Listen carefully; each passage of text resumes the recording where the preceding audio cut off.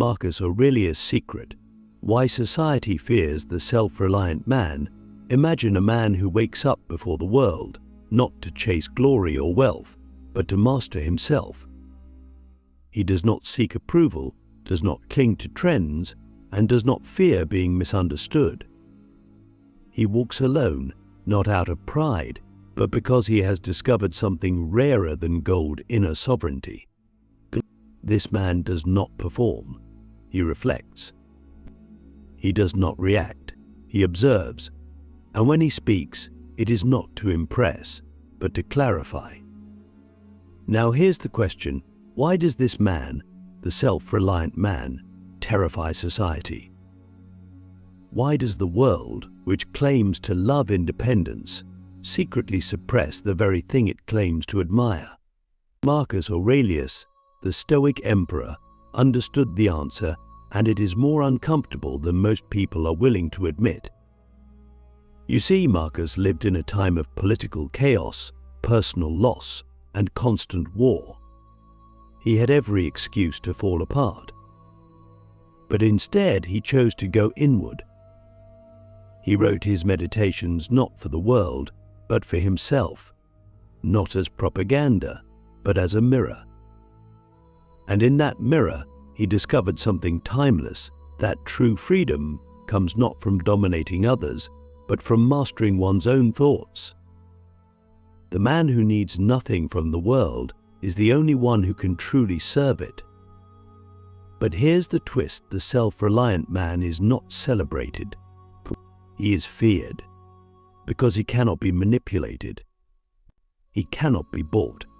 He cannot be controlled. Click subscribe to this channel to get more topics you love. We live in a society that thrives on dependence: emotional, financial, ideological. From the moment we are born, we are trained to look outward for validation, for direction, for meaning. We're told what to wear, what to believe, what to want, and even what kind of life is worth living. And if you dare to question this, if you dare to step outside the machinery, you are labeled strange, arrogant, even dangerous. Why? Because your independence threatens the collective illusion. Then your detachment reveals their addiction. And no one wants to be reminded that they've built their identity on borrowed ideas. Marcus Aurelius wrote, "The tranquility that comes when you stop caring what they say, or think or do, only what you do." That sounds simple, but it's revolutionary. Because the moment you stop caring what they say, you begin to hear what you think. You begin to see how much of your life has been shaped by fear: fear of being excluded, fear of being wrong, fear of being alone. And once that fear dissolves, you become something rare, untouchable, but not in an egotistical way, but in a grounded, quiet, unshakable way. You stop chasing every trend. You stop performing for invisible audiences. You start living from the inside out. But here's where it gets even deeper. Society doesn't just fear the self-reliant man, it tries to destroy him. Not with violence, but with distraction, with noise, with endless content, outrage, and dopamine. Because as long as you're distracted, you're not thinking. And if you're not thinking, you're not questioning. And if you're not questioning, you're obedient. But the self-reliant man is immune to this. He sits with boredom. He embraces solitude. He doesn't need the algorithm to tell him who he is. And that inner clarity is a revolutionary act. So ask yourself, when was the last time you sat in silence with your own thoughts, not to plan, not to worry, but just to be? When was the last time you questioned your own beliefs, not to dismantle them, but to understand if they are truly yours? These are not comfortable questions, but they are necessary, because without them, you live someone else's life. You wear someone else's mask. You die someone else's death. Marcus knew this. That's why he wrote not for applause, but for discipline. He didn't care to be remembered. He cared to be free. And that's the secret society doesn't want you to know, that the self-reliant man doesn't need permission. He doesn't need consensus. He doesn't even need success. He only needs clarity. Clarity of purpose, clarity of values, clarity of mind. And once you have that, no one can take it from you. So here's the real question. What would your life look like if you stopped outsourcing your worth? If you stopped waiting for approval, for signs, for perfect timing? Marcus Aurelius didn't wait. He sat down with a pen and wrote to himself in the middle of an empire falling apart. And in those words he found a peace the world could never give him. That's the path. That's the invitation. Not to isolate yourself, but to own yourself. But to know where you stand, even when the world is shifting. To walk your path, even when no one else understands it. Because in a world that fears the self-reliant man, becoming one is the most radical thing you can do. Why the crowd needs you to doubt yourself, and how Marcus trained his mind to resist. Let's begin with a simple but brutal truth. The crowd doesn't want you to think for yourself. It wants you to doubt, and to hesitate, to second-guess your instincts and subordinate your voice to the collective noise. Not because the crowd is evil, but because it is afraid. The crowd survives on consensus. It finds comfort in sameness. It thrives in the safety of numbers. And when someone steps outside that safety, when someone like you starts thinking independently, acting decisively, and living with self-responsibility, you expose the illusion. You make others feel the weight of their own passivity. And that's why they need you to doubt yourself. Because if you don't, their excuses fall apart. Marcus Aurelius understood this on a level most of us can barely grasp.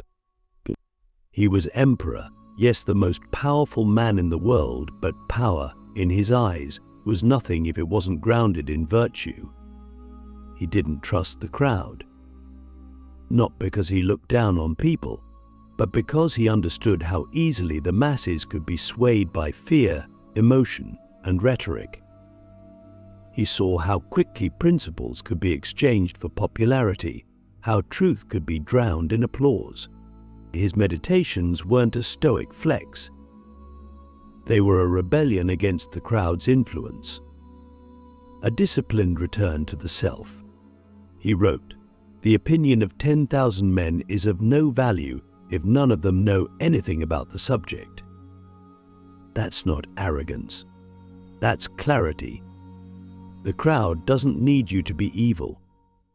It just needs you to be uncertain. The world is full of people who live half lives because they've been trained to believe that their intuition is dangerous, that their own voice is suspect. They wait for permission to speak, to act, to live. They defer to trends, to experts, to headlines. They think being informed is the same as being wise. But Marcus trained himself to cut through all that noise. He didn't allow opinion to define reality. He didn't allow fashion to replace philosophy. Instead, he asked himself again and again, what is within my power? And what isn't? That's where his strength came from. Not from his throne, but from his mind. Now think about your own life. How many times have you stopped yourself not because you were wrong, but because you were afraid of being alone in your truth? How often do you bend to the room rather than stand firm in your conviction? It's subtle, it's easy to miss, and that's exactly how the crowd operates. It doesn't scream at you, it whispers. It tells you to play it safe, to be agreeable, to avoid conflict. It doesn't call your freedom a threat, it calls it selfish. It doesn't say don't be free, it says don't be difficult. And little by little, you lose yourself. Not in one dramatic collapse, but in 1,000 tiny compromises. Marcus Aurelius didn't have the internet. He didn't have 24/7 news cycles or social media algorithms. But he had the Roman Senate. He had advisors, armies, friends, enemies, all of whom had opinions, all of whom projected their fears and desires onto him. And yet, he returned daily to the space within himself where none of that could reach. He wrote, "If you are distressed by anything external, the pain is not due to the thing itself, but to your estimate of it, and this you have the power to revoke at any moment." That's the training. That's the work. To build a mind so clear, so grounded, that even when the whole world disagrees with you, you don't flinch, not out of stubbornness, but out of integrity. The crowd fears the self-reliant man because he reminds them of something they've forgotten, that freedom is a discipline, not a gift. It's not handed to you. It's forged in solitude, in silence, in the repeated choice to trust your reason over their reaction. And that's what Marcus did. He didn't isolate himself physically. He isolated his judgment. He created a mental fortress not to block the world out, but to keep his soul intact. And you can do the same.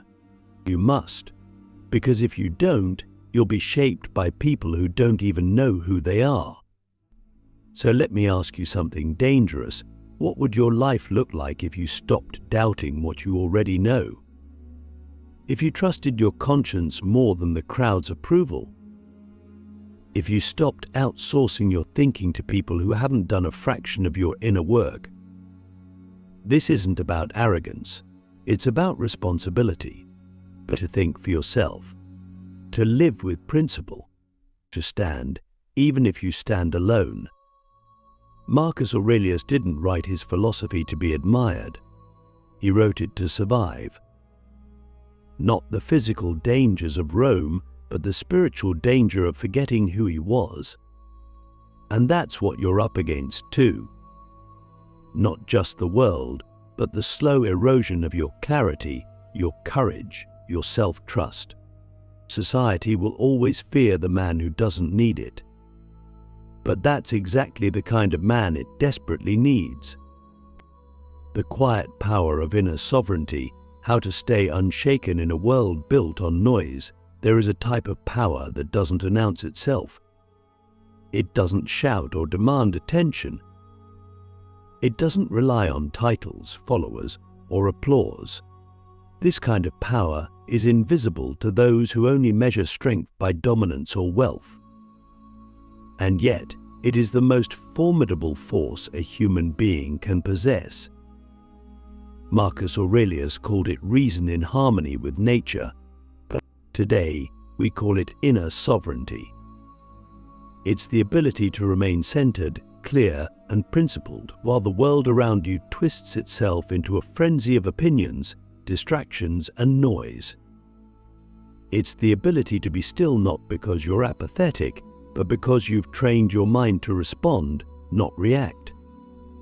And make no mistake, this kind of power threatens the very architecture of modern society.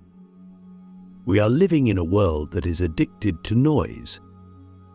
Every second, we are bombarded with opinions, updates, outrage, and advertisements, all competing for our attention.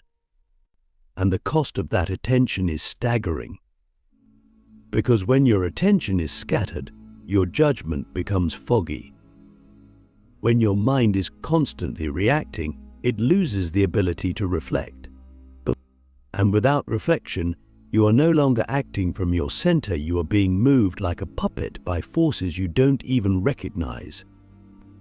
That's why Marcus Aurelius, ruling the largest empire in the world, carved out time to sit alone with a pen and confront his own thoughts. He knew that external chaos is inevitable, but internal chaos is a choice, and the man who refuses to be owned by the noise becomes a threat to those who sell it. Think about it. How often does your day begin with silence? How often do you create space, not just physical space, but mental space to listen to what's actually happening inside you? Most of us wake up and immediately plug in. We check our phones, scroll through other people's lives, absorb other people's thoughts, and then wonder why we feel anxious and directionless. The truth is, the world will feed you 1,000 narratives before you've even brushed your teeth. And unless you've taken the time to build a filter of philosophical immune system, you will absorb those narratives as your own. You will mistake noise for truth. You will mistake consensus for clarity. And you will never hear the quiet voice of your own reason. Marcus wrote, "Nowhere you can go is more peaceful, more free of interruptions than your own soul." But that peace doesn't come naturally. It has to be cultivated. Like a garden, it must be tended daily. And that's where discipline comes in. Not the kind of discipline that punishes, but the kind that protects. The discipline to say no, not just to distractions, but to anything that pulls you away from your center. The discipline to reflect before you speak, to pause before you post, to think before you follow. These are small acts, but they are revolutionary in a world that runs on impulsivity. The self-reliant man is not loud. He doesn't need to be. His clarity speaks for itself. His presence has weight, not because he demands attention, but because he is grounded in something deeper than trends or opinions. You feel it when you're around him, that calm, that steadiness, that refusal to be scattered. And people don't know what to do with that. Because most are used to others reacting, performing, over-explaining. So when someone doesn't play that game, it creates tension. But that tension is power. It's the kind of power that can't be replicated by bravado, only by presence.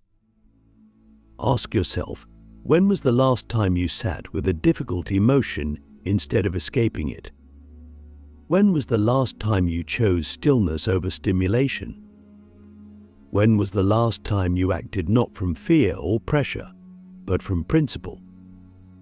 These are the questions Marcus asked himself every day. Not to be perfect, but to be aware. Because awareness is what builds sovereignty. And sovereignty is what keeps the world from owning you. We talk a lot about freedom, but most people don't want freedom, they want comfort. And comfort, more often than not, requires obedience. It requires you to trade your inner voice for external approval. But Marcus didn't do that. He chose discomfort. He chose solitude. He chose the harder path, not because it was noble, but because it was real. And in doing so, he discovered a power no emperor could grant and no enemy could take. The power to live by his own reason, regardless of the noise. You can do the same. You don't need a throne. You don't need a platform. You just need a mirror, a mind, and the willingness to sit in silence long enough to hear what's true. In a world built on noise, your stillness is revolutionary. In a culture that fears independence, your sovereignty is strength. And in a society that profits from your distraction, your clarity is the most dangerous thing you can possess. To walk alone is to lead.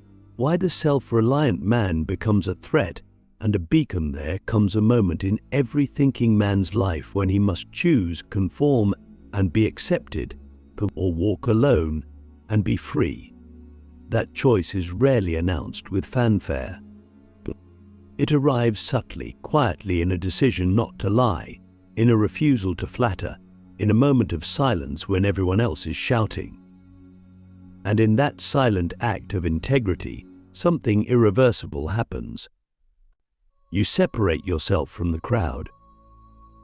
You become visible, not because you want attention, but because your refusal to compromise makes you stand out in a world addicted to compromise. And suddenly, you are both a threat and a beacon. That is the paradox of the self-reliant man.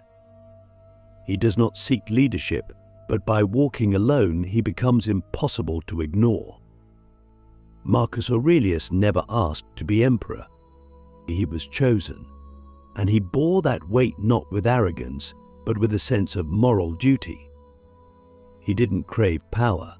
He feared it, because he understood that power without clarity corrupts, and clarity without solitude is impossible.